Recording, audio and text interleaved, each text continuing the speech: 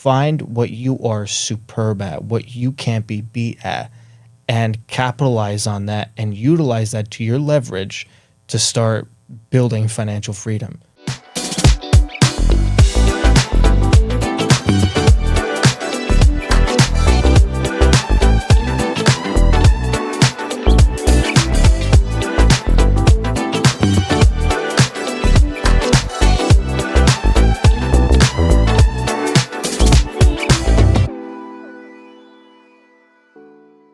This podcast is for educational purposes only. Nothing you hear on this show is legal or investment advice, nor is it an offer to buy or sell securities. Always consult your own legal and financial professionals before making decisions. Welcome back to another Capital Flow podcast. Super excited for our episode today. Got two really great friends, and we just connected really in depth. What was it, 2 months ago? It was in New Orleans. Yeah, it was probably about 2 months ago.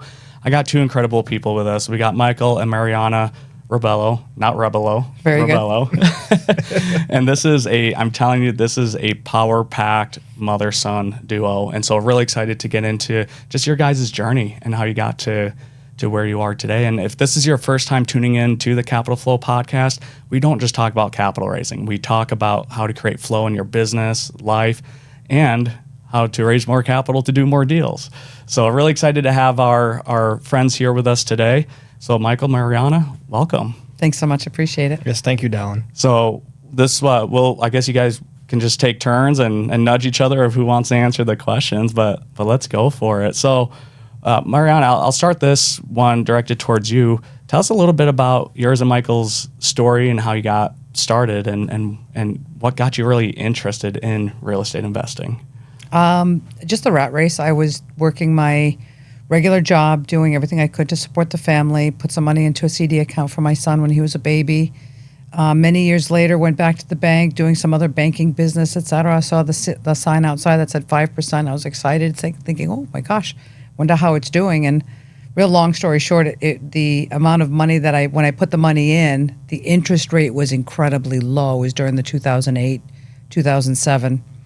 When I checked on it, because I had not changed it myself every year, it really had earned almost nothing. And when I went in and talked to my banker, this is a bank that I'd been with since I was 12. My parents had been there when it was still a one-room office. I said, why didn't you call me and tell me? And she said, that's not what we do. We send letters. But anyway, from there I realized I didn't know anything about anything as far as investing, and I realized that my money was not doing what it needed to do. And I sat down with Michael, and we decided we were going to write down every possible type of an investment that could be working as hard as I do. The one we kept coming back to was real estate. And then when we really drilled down, I knew I couldn't do fix and flip. I couldn't do the duplex. That's just me personally. I know many people have been successful with it. But me personally, I knew that's not something that was in my wheelhouse with raising a son, working and taking care of my parents. It was a big responsibility, so multifamily seemed like it fit really the best for me, and something that I knew that Michael could learn. He could also capitalize on it, no pun intended, but also that we could build generational wealth, not just and security for me for retirement, but also for him, his generation and his future generations. Michael, what is it about multifamily in this journey that your mom is bringing you along on that has you bought into it? Oh, that's a great question. So when we were looking at these investments, particularly when we kept coming back to real estate, I remember this conversation very vividly where Mom was like, I keep hearing about fix and flips and all these condos and, small duplexes, triplexes. And I'm like, hey, that might be something we could do. And she's like, absolutely not. I like where we live. I'm not moving from this house. Why should I go rent out one side of the house when I could just stay here and potentially do something else without leaving the house? And renovating it and then holding it for like 3 years and being the landlord and manager, I don't want to do that. I'm like, well, okay. And then eventually we found multifamily, and we went with an education course, and they were talking about a specific thing called multifamily syndications. And they were starting to dive deep into it with a 30,000 foot level view of like, you can take a bunch of people, invest in it together, and you can run this as a business, and that Vanguard, Blackstone, and BlackRock actually don't own these. It's Main Street Americans like us. And it's basically like one of these. You want to do it? Yeah. And that was how like, I'm sold. because I love the fact of the partnerships, and I'm working together with people I know instead of like, the suit and tie snobbish bankers that might want to buy these out and just use them as business when these really are apartment complexes with people and families in it, just like us.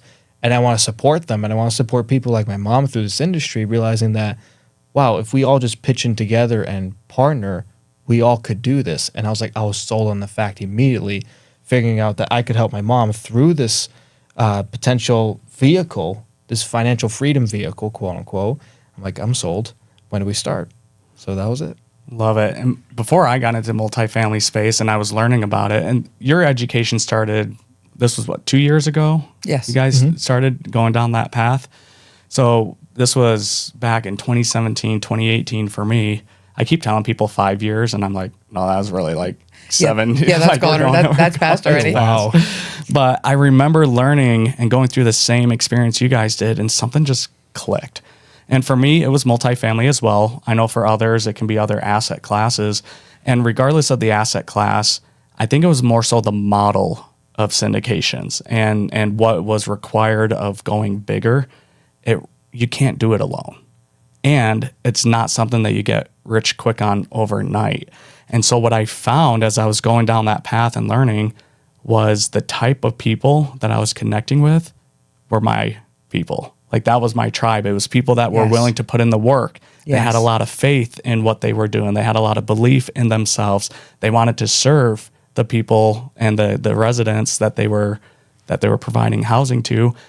And they knew they may not get a paycheck or see a paycheck for 3 to 5 years. Right. That's right. So it requires a very special person and mindset. And that was one thing that really drew me into it. And it sounds like you guys had a similar experience as well. Definitely. Very much, yeah. And to add on to that, it's a delayed gratification aspect that I think is very undervalued nowadays, especially with my generation. I mean, I'm 20 years old. My generation, we want like the instant get rich quick scheme, quick fix. Like, I want to go into Bitcoin and, do all these like cryptocurrencies and, quick day trading, stock trading to make money overnight. But no, real wealth, true wealth is built overnight, not overnight, but like overnight over the course of this night and the next night and every year's night, and just keeps blowing up like 3 to 5 to 6, 7 years. And that's the thing that we understood was like, this isn't going to happen like in a year. This is going to happen in 10 years. But if the plan makes sense, if we're consistent with it, it's kind of like working out. If you're consistent with it, you're going to see the results. And the fact that we can teach people and help people and build that tribe, like you said, of like-minded individuals. I'm like, if I have to stay with people that I like for 10 plus years, I think that's a pretty good bargain. Like, I'll take that. So yes, very similar mindset and very similar conclusion to what you had. Where did that belief come from? And like, hey, this is what we're going to do, and we're going to do it. For me, I would have to say we're very faith driven. Some people call it maybe just blind faith, and sometimes it is. When we moved across country, we sold the house. House is sold. I have no house in Arizona. I'm still driving to Arizona. And the question that people would ask me, well, you don't have a house to go to. We will. It'll be there. And it was. When we got there, when we got to Tucson, the house was we already purchased it, signed the documents along the way. This felt right. It felt right on so many levels. One, I remember what it's like to be a tenant in an apartment complex where they cared and an apartment complex where they didn't. It's a big difference. And to know that I could be a part of that, and to know that also be able to bring some income into my family and build legacy was important to me. And I just knew this was for me. Michael felt, and correct me if I'm wrong, this was for me. I could help people and still be able to take care of my family at the same time. So it was a lot of faith involved with that. Gut instinct, maybe. Maternal instinct, maybe. I would say it's faith. I just knew that God was working in our favor, pointing us in the right direction. Some of the most successful people I've met share very similar experiences. And when you talk about faith and when you talk about your experience that you went through, it's hard to put into words.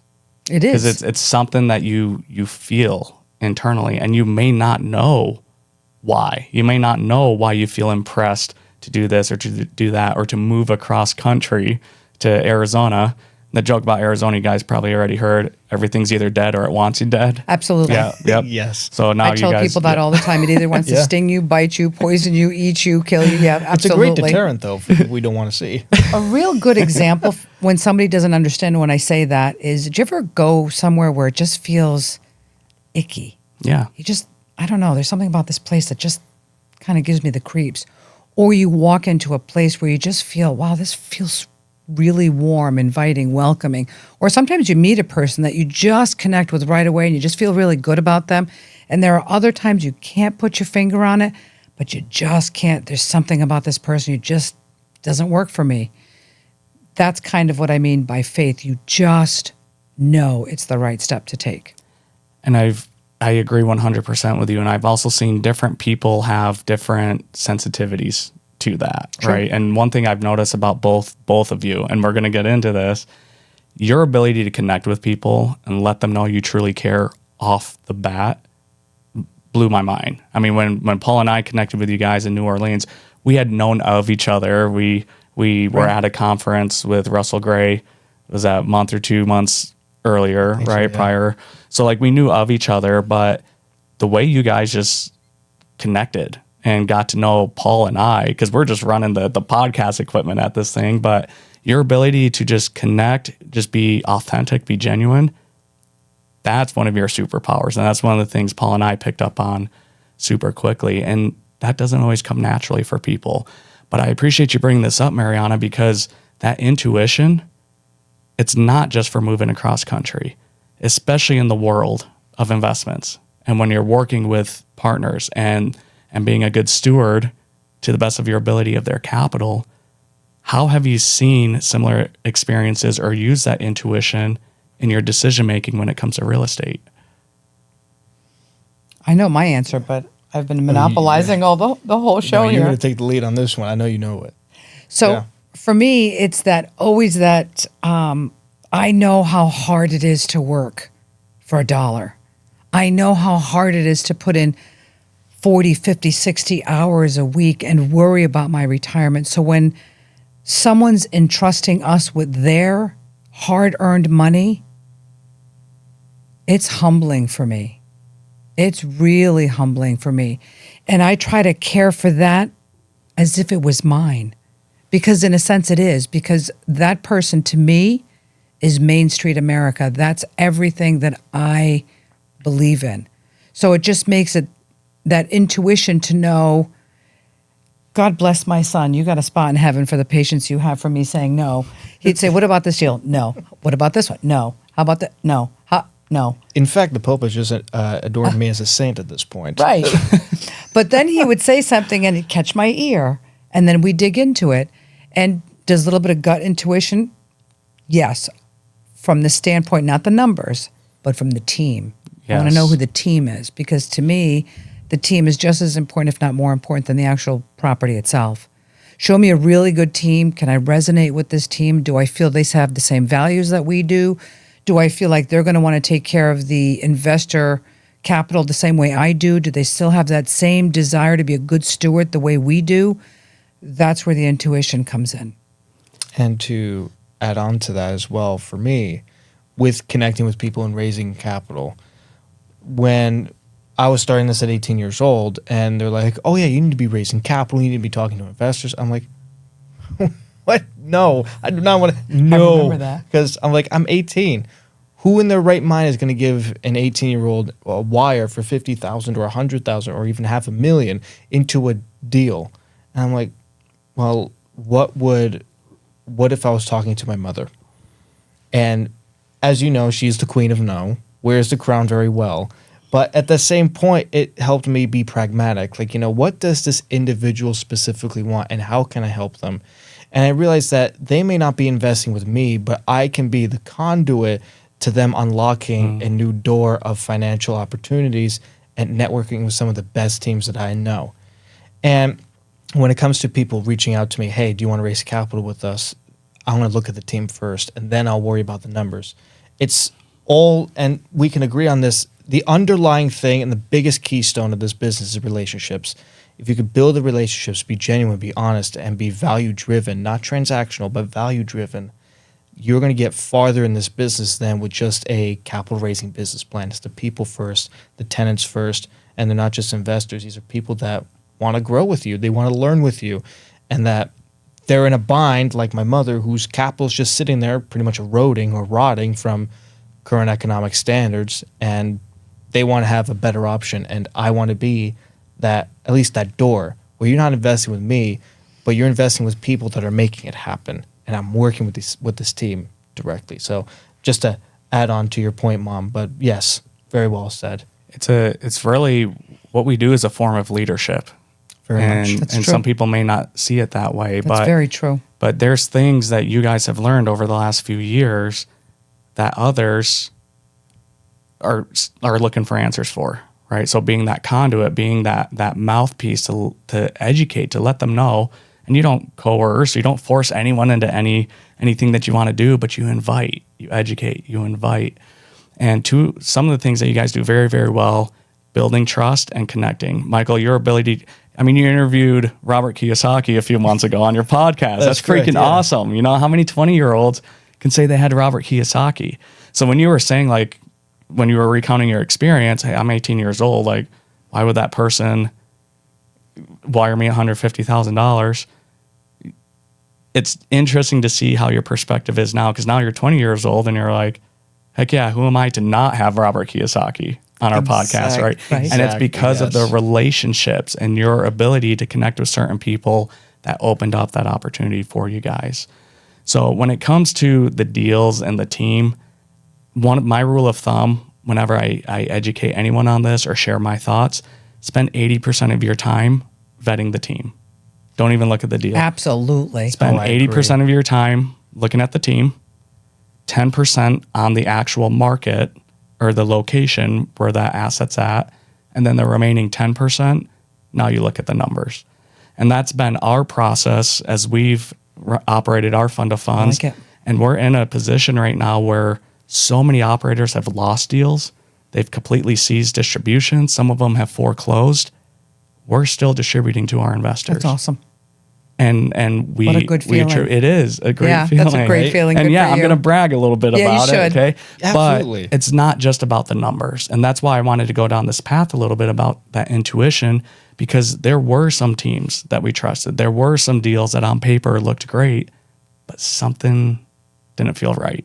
Mm-hmm. And we chose not to move forward with it. And I think we try to justify in our brains why. But you don't need a why. If you feel that faith, right? Agreed. I think leaning into that and trusting that is huge.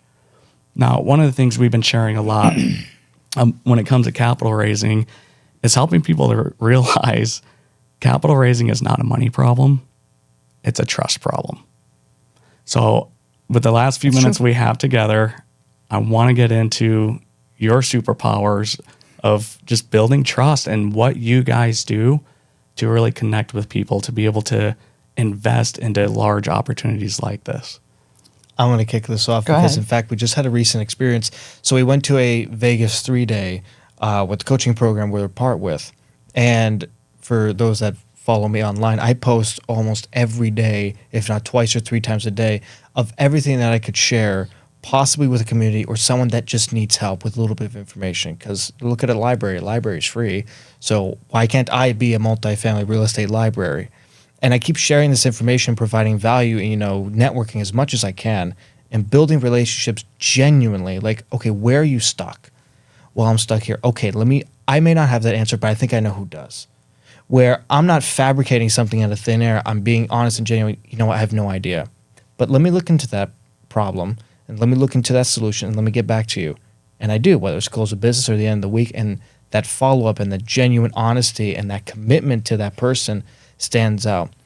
When we came back from that 3-day, a student that was there who was following me in the community for a little bit, she emailed me saying, it was so good to meet you and your mom. We're really inspired with what you're doing and how much you're posting out there and sharing your content.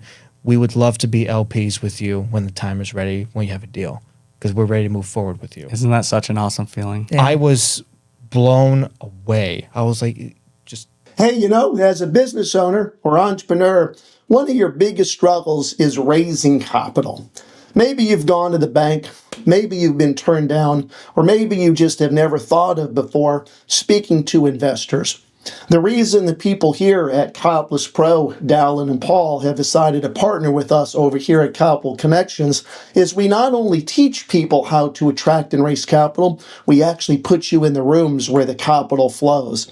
That's right. My name is Brad Blazer, and I've raised over $2 billion. And over the last 5 years, I have personally taught and mentored hundreds of people around the world on how to attract, raise, and close capital so they can be doing something bigger in life. But it's not only the coaching and mentoring. While we're working together, I put you in rooms of curated events with family offices, broker-dealers, and registered investment advisory firms. That's right. We create the proximity to my network because we know that proximity is power. It's our belief and our finding that no other company out there offering services in the capital raising space is doing that, which is why we have forged this strategic relationship. If you'd like to learn more, click the link below that's provided here in this podcast. And this is Brad Blazer saying we can't wait to work together. Like, how did that even happen? But I realized that I was able to backtrack and reverse engineer of what happened there was me being genuine, showing up and connecting with this person and providing so much value online and privately that it all built up that trust to say, I'm not a bot or I'm not a salesman. I'm here to just genuinely help people.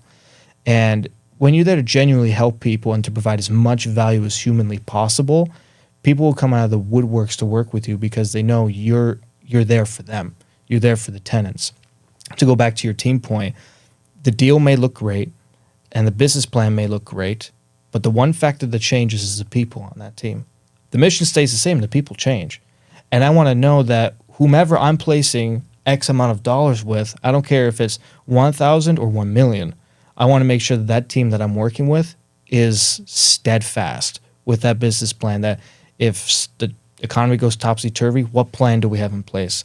If Cybertron were to come in out of nowhere, can this property still cash flow? Can we still exit correctly? What plans do we have in place? Sure, real estate has risk, but I want to minimize as much as possible. And I want to make sure that that team is fully qualified to our investment standards, that I feel like I can shake hands with you and look at you in the eye and say, I'm ready to work with you. Anyway, that's my investment philosophy. You take it away. I love that you brought up Cybertron. I wonder how many Nerd. people. I wonder how many people are watching this or hearing this, going Cybertron. I literally just Da-da-da. watched Transformers with my kids That's over great. the last couple months. It's the Alita, intuition. Windblade. It's that gut feeling. Absolutely. Love it. For me, I always try to do the, I'm not even going to say 80-20. I'm going to say 90-10.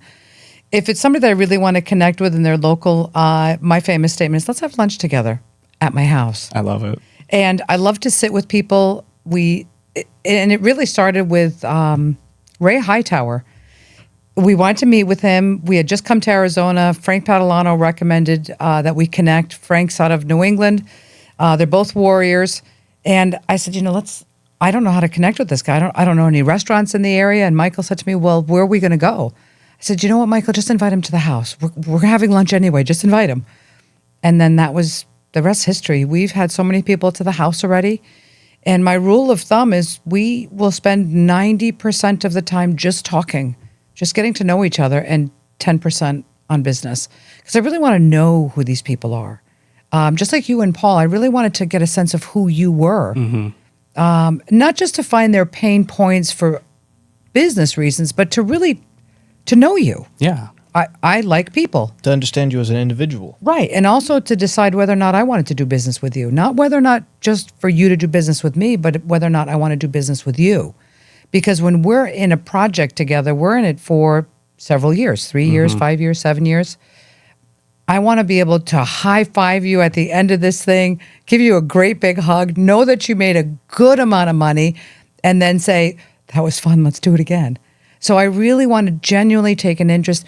And sometimes it helps me put more into that stewardship when I know it's your kids, your grandkids, your parents that you're taking care of.